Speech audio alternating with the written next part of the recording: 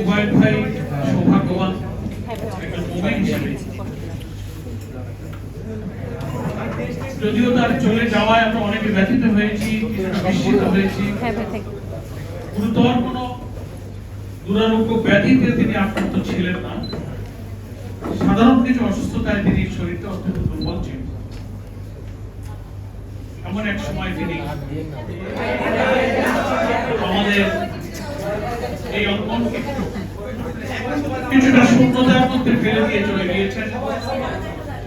হায়াত মউত আমার মালিক, তার কাছে আমরা ফরিয়াদ করব, আল্লাহ তোমার এই গোলাম যার জীবনের লক্ষ্য ছিল কবিতা, সাহিত্য, বক্তব্য, গান, লেখনী দিয়ে অন্যায় সত্য তাগুতের বিরুদ্ধে সত্যের সংগ্রামকে বিজয়ী করে তিনি যা কিছু করেছেন,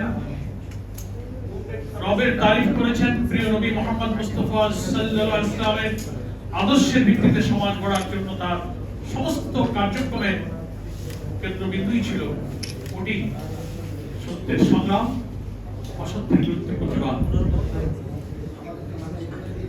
সমাজের সব মানুষ এত গুণে, এত প্রতিভায় প্রতিভাবান হয় না।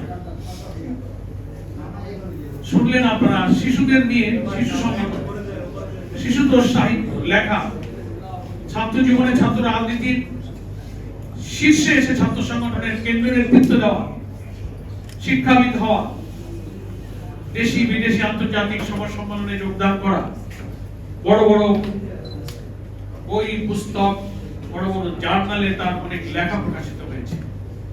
একটা বিশ্ববিদ্যালয়ে তিনি শিক্ষাবিদ হিসেবে ভূমিকা পালন করেছেন। আমি আশ্চর্য হতাম কেন্দ্রের এই সাংস্কৃতিক বিভাগের দায়িত্বের কারণে। পাঞ্জাবের জগতে একটি বিশ্বস্ত নাম শাবাব এথনিক ওয়্যার। ওদিকে উনি ইউনিভার্সিটির, আবার ওদিকে সাংগঠনিক চট্টগ্রামে বিরাট দায়িত্ব, আবার এদিকে ঢাকায় কেন্দ্র দায়িত্ব। প্রতি সপ্তাহে 2টা দিন উনি ট্রেনে করে রাত জেগে এসে ভোরে নামতেন। আমি বলতাম উবাইদ ভাই আপনার কষ্ট হয় না? ঘুমাবেন কম। কি করে ঘুমাবো, আমার কাজ। এখানে আপনারা দায়িত্ব দিয়েছেন কেন্দ্রে, ওদিকে মহানগরীর দায়িত্ব, ওদিকে ইউনিভার্সিটির পেশাগত দায়িত্ব, সবটার মধ্যে একটা অসাধারণ সমন্বয়ের যোগ্যতাও তার ছিল। ধৈর্য আল্লাহ তাআলা তাকে দিয়েছিলেন। কষ্ট ভোগ করতেন, রাত জাগতেন, পরিশ্রম করতেন, মানসিক চাপ তিনি নিতে পারতেন। প্রচন্ড বৈরিতা রাজনৈতিক দিক থেকে প্রতিকূল পরিবেশের মধ্য দিয়ে তিনি এসেছেন, গিয়েছেন। আমাদের সাংস্কৃতিক বিভাগ, গবেষণা বিভাগে কাজ করেছেন।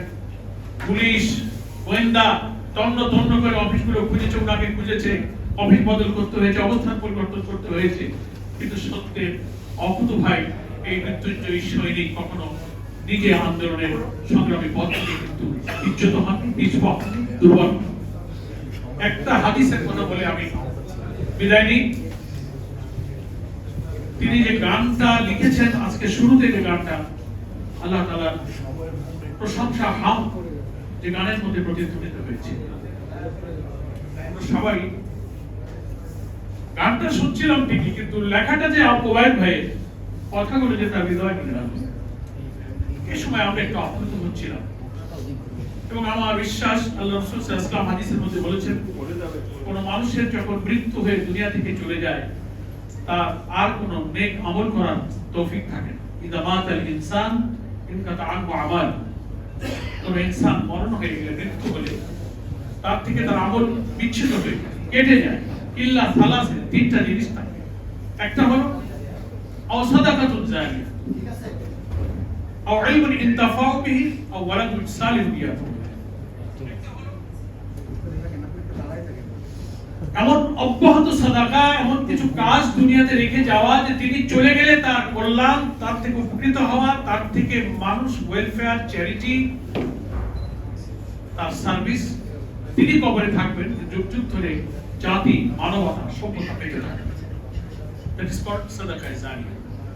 দ্বিতীয় হচ্ছে ইলমুন ইনতাফাউ, সুশিক্ষা, উপকারী জ্ঞান, যে জ্ঞান মানুষকে অন্ধকার থেকে আলোর দিকে নিয়ে যায়। ভালো কথা, ভালো চিন্তা, সমাজ পরিবর্তন, কোরআন হাদিস সব নেতৃত্বে সাহচর্য দিয়ে, লেখনী দিয়ে, গান দিয়ে, কবিতা দিয়ে, কোরআন হাদিস থেকে মানব সমাজে যিনি কোনো জ্ঞানের আলো জ্বালিয়ে গিয়েছেন, হাদিসের ভাষায় তাকে বলা হয়েছে ইলমুন ইনতাফাউ।